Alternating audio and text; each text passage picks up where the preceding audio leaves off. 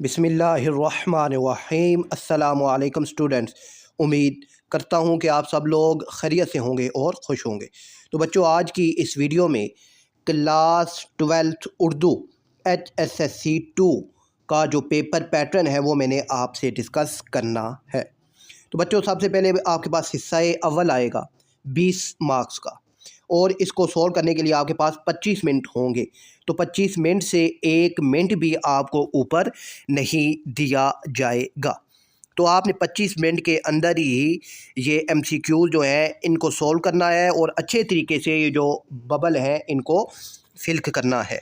और ये अब जो 20 MCQs हैं इंशाल्लाह जल्द ही सॉल्व करके इसी चैनल पर मैं अपलोड कर दूंगा, ठीक है। अब बच्चों, उसके बाद आपके पास आएगा हिस्सा सोम, और इसके कुल नंबर होंगे 39, ठीक है, 39 होंगे। तो सबसे पहले आएगा जुज़ अलिफ हिस्सा जो है नसर। इसमें एक पैराग्राफ होगा। आपने बच्चे गलती करते हैं कि वो पैराग्राफ को नहीं रीड करते, पहले सवाल को रीड करते हैं, फिर उसका जवाब ढूंढना शुरू कर देते हैं। तो इसका बेहतर तरीका ये होता है कि आपने पैराग्राफ को 2 से 3 बार रीड करना है। उसके बाद जो अहम मौज़ूआत हैं, अहम टॉपिक्स हैं, उनको आपने हल्का सा अंडरलाइन कर लेना होता है। फिर उसके बाद जो सवालात हैं इनको पढ़ के आपने जवाबात लिखने होते हैं, ठीक है। और फिर ये जो है मरकज़ी ख्याल और तलखीस, तो मरकज़ी ख्याल जो है वो इस पैराग्राफ का जो अहम निचोड़ है वो एक लाइन में आपने लिखना होगा। और तलखीस इबारत का 1/3 होता है। 1/3 से क्या मुराद है बच्चों कि अब आपने इसकी लाइनें काउंट करनी होती हैं, ठीक है। 1 2 3 4 5 6 7 है, तो 7 को आपने 3 पे डिवाइड करना है, ठीक है। तो यहाँ पर ये आपके पास से 3 2 यानी 2 और ढाई लाइनें, 2 लाइनों से ज़्यादा आपने तलखीस नहीं करनी, ठीक है ना। अब यहाँ पर ये लाइनें जो आप लिखते हैं उसके मुकाबले में ये लाइन बड़ी है, तो अब आपने जो लाइनें लिखनी है वो आपकी 4 से 5 लाइनें बस, तलखीस इससे ज़्यादा की आपने नहीं करनी, ताकि इन जो लाइनें हैं इनके साथ भी आपका जो मौजू है वो मैच कर जाए। फिर इसके बाद बच्चों आपके पास आएगा जुज़ बे हिस्सा नज़म। तो अब जो इसमें इसे आपके पास इशार है, तो इशार पढ़ के आपने नीचे दिए गए सवालात के जवाबात देने होंगे। फिर इसके बाद आएगा हिस्सा गज़ल। तो इसमें भी बच्चों आपके पास इशार है, और इशार को पढ़ना है और नीचे दिए गए ये जो सवालात हैं इनके जवाबात आपने देने हैं, ठीक है।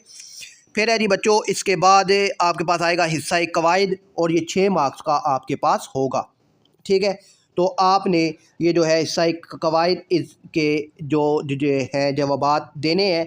और जो पार्ट 2 है इसमें या का भी आपके पास ऑप्शन होता है, यानी या तो ये पार्ट सोल्व करें या ये वाला पार्ट सोल्व करना होता है। और जो पार्ट होता है 1, इसमें कोई चॉइस नहीं होती, ठीक हो गया बच्चों। इसके बाद आगे बाद आता है हिस्सा सोम 41 मार्क्स का, और इसमें आपके पास होता है द जैल नसर पारे की तशरीह करनी होती है। तो दोनों में से आपने किसी एक की तशरीह करनी है, और ये 6 मार्क्स का होगा, ठीक है।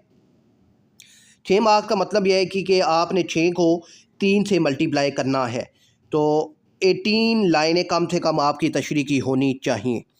और उसके बाद है जी सवाल नंबर 4, द जैल नज़म पारे की तशरीह लिखें। तो आपने इनकी तशरीह लिखनी है, तो दोनों में से जो पैराग्राफ आपको, जो इशार आपको समझ आते हैं उसकी आपने तशरीह लाजमी करनी है। फिर सवाल नंबर 5 है द जैल गज़लिया इशार की तशरीह। तो इन दोनों में से आपने तशरीह करनी होगी, ठीक है, जो भी आपको आती है। अब सवाल नंबर 6 और 7 ये बहुत अहम है, इसको लाजमी आपने समझना है। सवाल नंबर 6 है बच्चों कि आपने नाज़िम आला के नाम पीने के साफ़ पानी की फराहमी के लिए ख़त तहरीर करना है, या दोस्त को इम्तिहान में शानदार कामयाबी पर तहनीतनामा यानी मुबारकबाद तहरीर करनी है, ठीक है।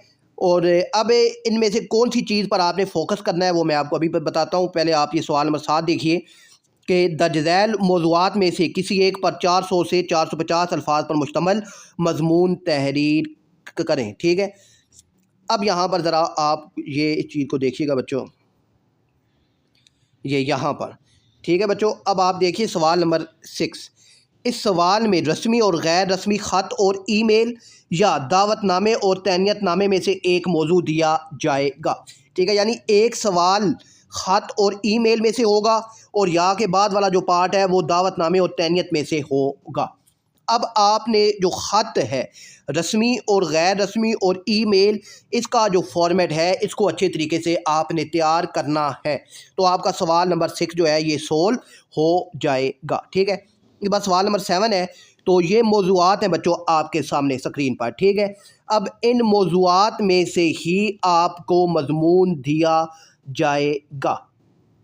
ٹھیک ہے، ان موضوعات میں سے ہی مضمون دیا جائے گا آپ کے پاس. تو اب ان موضوعات میں پر آپ نے اچھے طریقے سے فوکس کرنا ہے. ٹھیک ہے، اور ان موضوعات میں سے باہر کوئی بھی موضوع آپ کو نہیں دیا جائے گا. ان موضوعات کا آپ اسکرین شاٹ بھی لے سکتے ہیں اور یا تو پھر ویڈیو کو روک کر آپ ان کو اپنے پاس نوٹ بھی کر سکتے ہیں. مجھے امید ہے کہ یہ ویڈیو آپ کو پسند آئی ہوگی. اپنا بہت سارا خیال رکھیے گا. اللہ حافظ.